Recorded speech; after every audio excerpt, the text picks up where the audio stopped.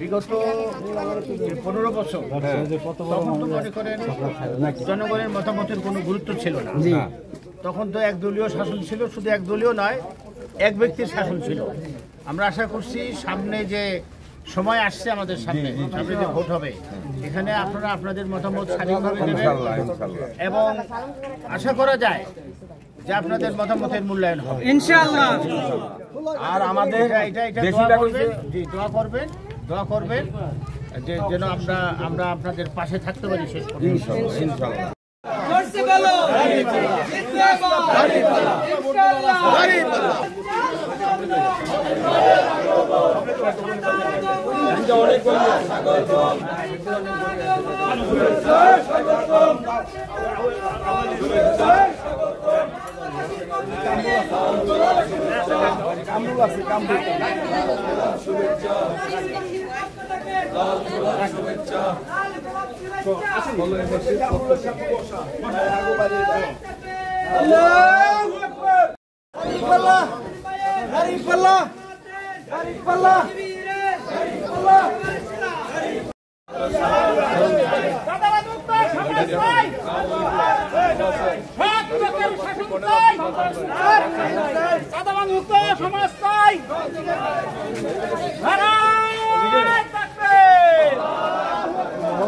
তোমার ভাই আমার ভাই,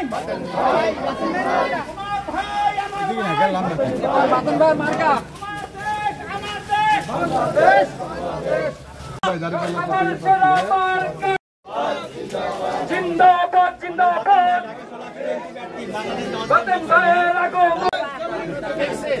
অন্যদেরকে দেখছেন, সবারই দেখা শেষ।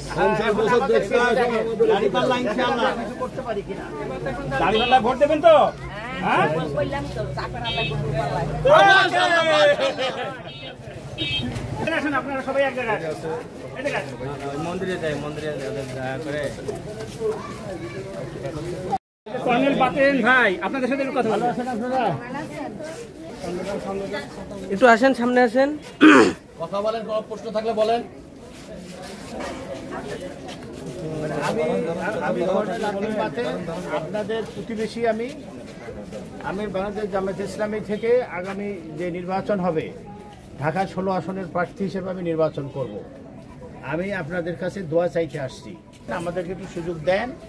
আমরা দেখি আমরা একটা বৈষম্যহীন অসাম্প্রদায়িক বাংলাদেশ গড়ার জন্য আমাদের ভূমিকা পালন করার সুযোগ আমাদেরকে দেন। ইনশাআল্লাহ আমরা চেষ্টা করব। তাই আমি জামায়াতে ইসলাম থেকে নির্বাচন করব এই ঢাকা 16 আসনে। আমি আপনাদের প্রতিবেশী, আমার বাসা এখানে মধ্যে আমি থাকি। সাম্প্রদায়িক সম্প্রীতির দেশ হিসেবে আমরা বলতে চাই। অতীতে অনেকে সাম্প্রদায়িক সম্প্রীতির কথা বলছে, কিন্তু তাদের দ্বারাই সম্প্রীতি নষ্ট হয়েছে। বিগত 5ই আগস্টের পর আপনারা জানেন বাংলাদেশ জামায়াতে ইসলামী কী ভূমিকা পালন করছে এদেশের মন্দির রক্ষা করার জন্য, গির্জা রক্ষা করার জন্য। এর থেকে আপনারা একটা ধারণা করতে পারবেন, যদি আমাদেরকে সুযোগ দেন আমরা অবশ্যই একটি সাম্প্রদায়িক সম্প্রীতির দেশ গঠন করতে পারব। হিন্দু মুসলিম আমরা ভাই ভাই মিলেমিশে থাকবো, এটা আমাদের প্রতিশ্রুতি। আর বিশ্বাস করি আমাদের ধর্ম কোনো অবস্থাতেই অন্য ধর্মের ক্ষতি করা, অন্য ধর্মের মানুষের উপরে আক্রমণ করা, তাদের সম্পদ হস্তগত করা, এটা পছন্দ করে না। 5ই আগস্টের পর আপনারা শুনেছেন যে জামায়াতে ইসলামী কোনো লোক চাঁদাবাজি করেছে? কোথাও করে না। আপনারা নিশ্চয়ই টেলিভিশন দেখেন, মোবাইল দেখেন, কোথাও করে নাই। কারা করে সেটা আপনারা জানেন।